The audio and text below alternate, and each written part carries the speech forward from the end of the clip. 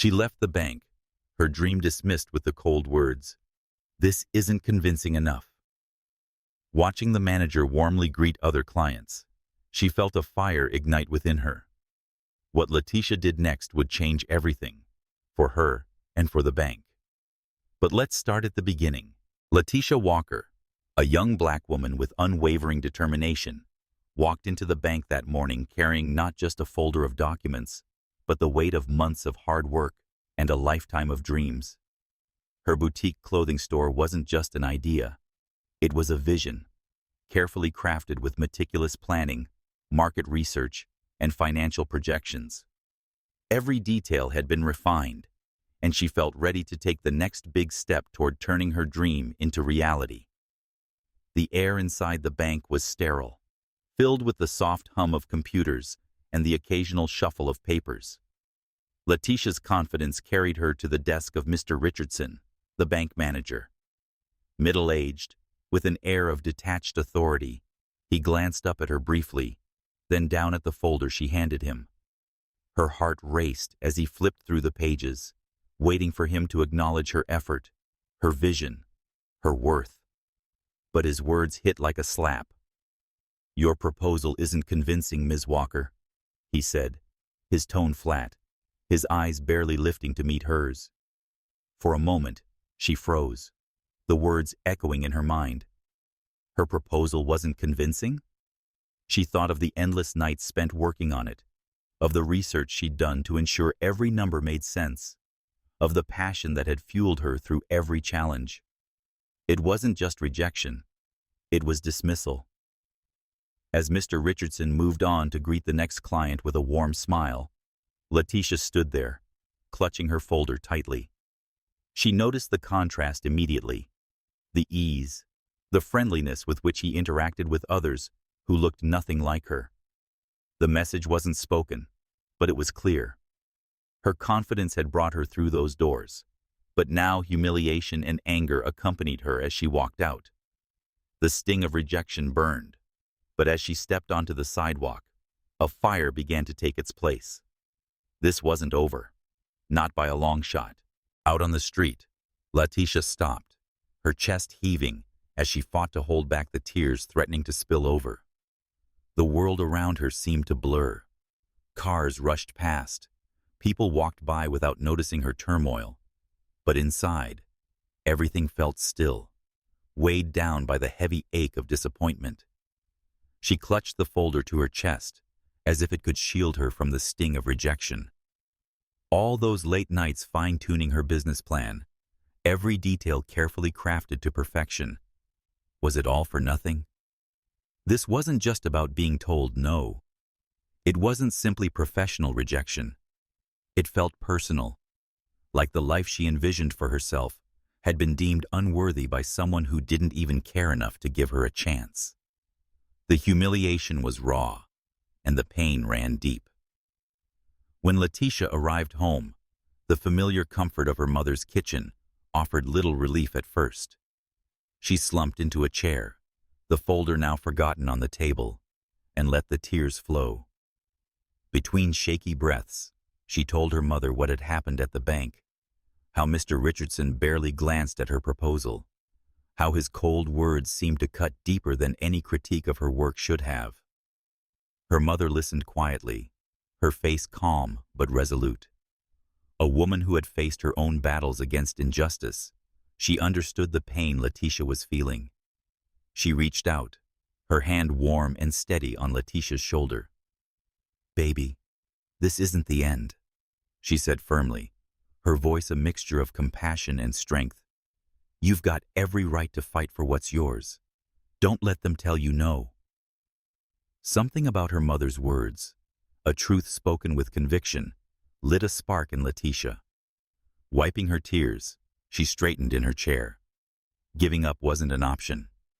That evening, she opened her laptop and began researching her options. If there was even a hint that her rejection wasn't fair, she would find it. The fight wasn't over. It was just beginning. Latisha knew she couldn't let what happened at the bank go unchallenged. Fueled by a mix of anger and determination, she filed a formal complaint against the institution, alleging discrimination. The process was daunting. Forms to fill out, details to recount.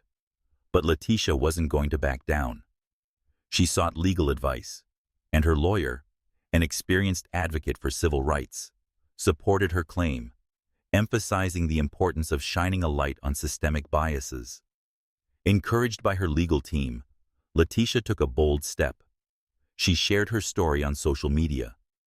In a heartfelt post, she detailed her experience at the bank, the cold dismissal, the subtle but undeniable bias, and her resolve to stand up for herself.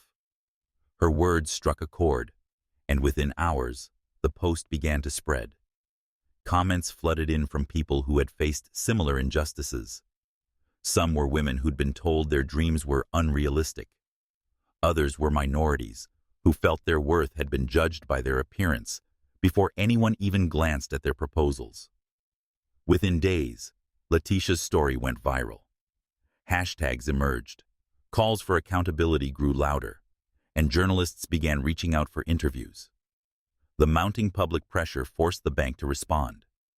Under scrutiny, the leadership launched an internal investigation, and what they uncovered was damning. Mr. Richardson, the bank manager, had a documented pattern of disproportionately rejecting loan applications from women and minorities, despite their qualifications. Faced with undeniable evidence and the court of public opinion turning against them, the bank's leadership took swift action. Mr. Richardson was dismissed, and the bank issued a formal apology.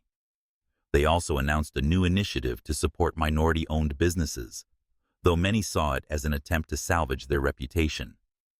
Latisha's courage became a symbol of resilience and change. Strangers from across the country sent her messages of encouragement, thanking her for speaking out. Her story gave a voice to those who had long felt silenced. What began as one woman's fight for justice had grown into a movement, proving that even a single voice can inspire change. Weeks after filing her complaint, Latisha's phone rang. The voice on the other end introduced himself as the bank's CEO. She listened intently as he delivered the words she had been waiting for: an apology. "On behalf of the bank, I deeply regret the way you were treated," he said. "Mr. Richardson's actions do not reflect our values, and he is no longer with our institution." Latisha's heart raced, a mix of relief and validation washing over her. But the news didn't stop there. The CEO informed her that her loan application had been reassessed and approved. Moreover, the bank announced the creation of a new program aimed at supporting minority-owned businesses, acknowledging the systemic issues her case had brought to light. With the loan secured, Latisha poured all her energy into bringing her dream to life. Within months, her boutique opened its doors to the community. The store wasn't just a business, it was a statement. Every corner reflected Latisha's vision of empowerment and celebration. The shelves were filled with clothing and accessories crafted by local Black designers, each piece carrying a story of creativity and resilience. The boutique quickly became a cherished part of the neighborhood, drawing in customers from all walks of life. Latisha's warm smile and genuine passion made her store more than a place to shop. It became a hub for inspiration.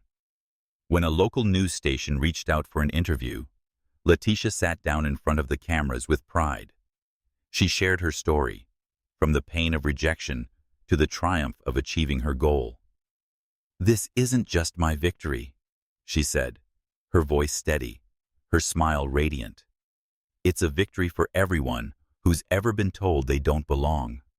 It's proof that change is possible when we refuse to accept the status quo and demand better." Her words resonated far beyond the screen, leaving viewers inspired. Latisha's journey had become more than her own. It was a testament to the power of perseverance and standing up for what's right.